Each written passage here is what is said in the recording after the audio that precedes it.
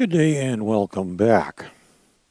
Today's video could easily be a continuation of my last one. Well, actually it kind of is because I'm going to talk about a few things from the last video too. And I think today I'll just say, don't be scared to be different. Because I do a lot of things different. And something that I do different that, well, I'm going to share this one with you. I did a video on it years ago. It's been quite a while, so I thought I'd share this again because you probably haven't seen me do this. Well, maybe you have, depending on which videos you've watched. I talked about it quite a bit in my training videos that, well, they're not on YouTube. But for those of you that watch my YouTube videos, I thought I'd do something here, explain what I do. I do something a little bit different here. We're just going to saddle this guy up. And you will notice right away, if you're paying attention, I just did two things different than what most people do. For one, I put the saddle pad and the saddle on together. I didn't do them one at a time. Now, if you happen to be working in an area that is fairly sheltered and where, having your saddle pad blow away on you isn't a concern, doesn't really matter, I guess. You can do whatever you want. I just do it this way because I find it a whole lot more practical, a whole lot easier, throw them both on together. Especially, it's not so bad in here, but especially if you're outside and it's a little windy and, well, this part of the world, we get wind here quite a bit. I live in the middle of Canada, where in the prairies where wind is pretty common. And so, the chances of your saddle pad blowing away on you, pretty good actually. I've even had my saddle blow away on me when it was sitting on the fence, not attached to anything. A particularly windy day, it was actually enough to make my saddle go flying off the fence. So, first thing, like I said, first thing you'll notice, I put the saddle and the saddle pad on together. If you're paying attention, you also notice something else. I saddled him from the right-hand side. And I'm going to explain why I do that. There's actually a couple of reasons. One is practicality. Because the first thing you got to do on this side is, and take the cinch off of your cinch holder and let it down so that you can do up the saddle. If you're on the other side when you put the saddle on, the first thing you got to do is come around this side. Well, I'm already here if I do it from this side.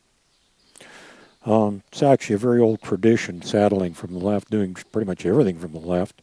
It's a very old tradition. It goes back to when the cavalry and knights and, well, pretty much most of the people riding horses carried swords. And the swords, depending on the type it was, they vary in length, but generally they're pretty long, hanging down usually on your left-hand side, which would make mounting from the right side of the horse very difficult with this thing hanging down. I guess I'm not done here. I've got to put some more stuff on him here. I can do that while I'm talking to you. So it was actually much, much easier to mount from the left-hand side. That's where that tradition came from. Well, I can't remember what the other one was. There was another part to that. It had something to do with the groom that helped them saddle up the horse and everything else. Did most of their work from that side of the horse for some reason. I don't remember why. But it just worked out. It was easier. But that's an old tradition that, if you don't have a groom, you do everything yourself. That kind of stuff doesn't much matter, but it seems to be something that those traditions, it dies pretty hard. And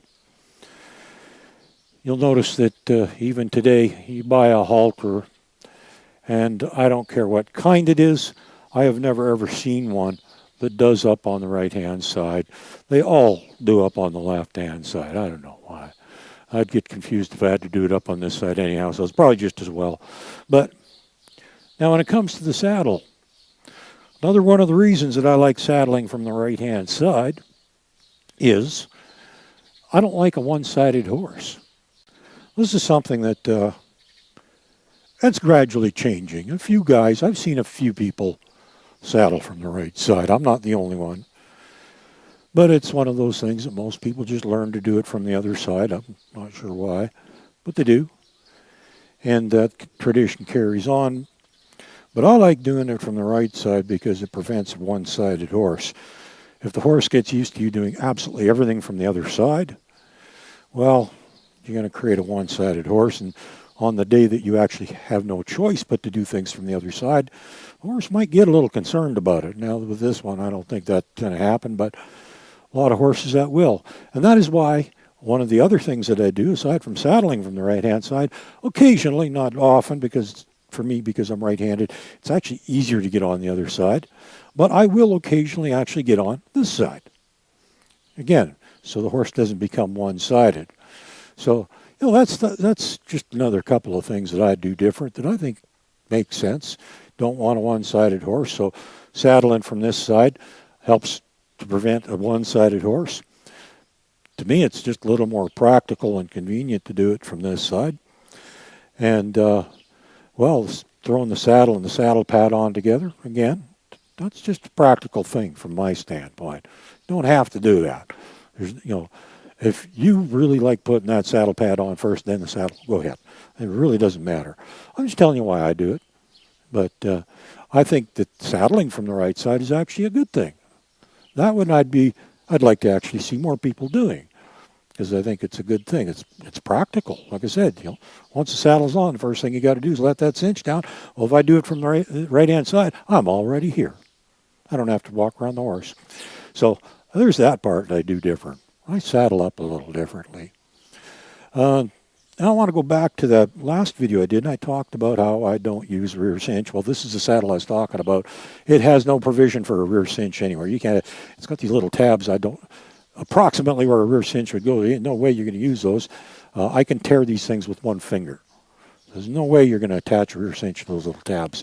I have no idea why they're there, but we'll go there. Okay, no rear cinch, no breast collar, no bit, no bridle, no reins. Now, if you take those things and, for example, you can get fairly economical items. But I said when it comes to the cinch, you can probably spend $100 by the time you get it all done up. And for all of the parts of it, which usually get sold separately, I would think that would be about right. And that's if you're not too concerned about color matching. If you want a cinch that's going to match your saddle so it looks like it actually goes with it, well, then you might not be able to choose from the cheapest ones or the one that's on sale or whatever. You may end up spending a lot more money. And, if you get a really odd colored saddle, you may actually have to have one custom made to match your saddle. I don't even want to know how much that's going to cost you. But I'm sure you could probably spend a couple $100 easily. I don't know what those things go for. I haven't priced a lot of them out. I just roughly looked at the prices of the various components and figured absolutely no way I'm going to spend that money for nothing. I don't need them. Anyhow, then moving up to the brass collar, again, same thing with the color. If you want to get the color match one, it's going to match your saddle and looks like it belongs with it. If your saddle doesn't already come with one, you're not going to get your choice of the cheapest one or the one that's on sale again. And then with the brass collars, you can get some with all kinds of fancy engraving on them. You can get custom-made ones with your name on them if you want. You can get real fancy ones with beadwork on them and all kinds of neat stuff. Those ones are going to cost you. You're probably going to spend another couple $100. And for me personally, if I was to use one, I would probably buy one of the more expensive ones because the one that I would like is the usually only one model available, and it's the one with the padding on it because most of them are just raw leather, and I'm sure that because of the amount of movement in this area, that even if there's no pull on it or anything, there's a possibility of chafing. I haven't seen it happen, but it just seems like one of those things that could happen. I don't want to see that happen. If I was to use a breast collar, it's going to be a padded one. Those ones aren't cheap. I have looked at them.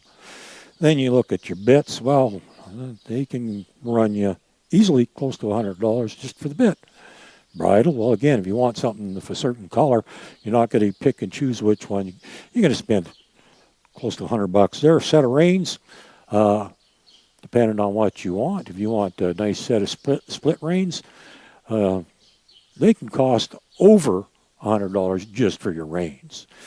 In total, by the time you buy all this stuff, your bit, your bridle, your reins, your breast collar, and your rear cinch, well, you could probably spend close to $1,000 if you have to, get something of a certain color and that sort of thing. Wouldn't be too hard. So, don't be scared to go without that stuff. Do things a little bit different. Like I said, rope halter and lead, you can pick that up for about $15, $20, depending on where you live. These halters, they usually come with a lead quite often, and, that's about all you're going to pay. Even if you have to buy them separately and pick and choose what you like, probably not going to spend more than $30. That's it.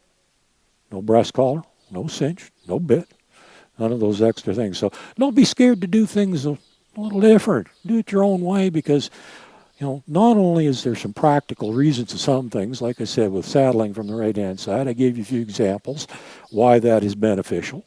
It's practical, it's easier, prevents one-sided horses. And then eliminating all these other things that you don't need, hey, that can save you a lot of money. So don't be scared to do things a little bit different. Not only are you going to be doing things in a practical manner, but you're probably going to save yourself a fair bit of money.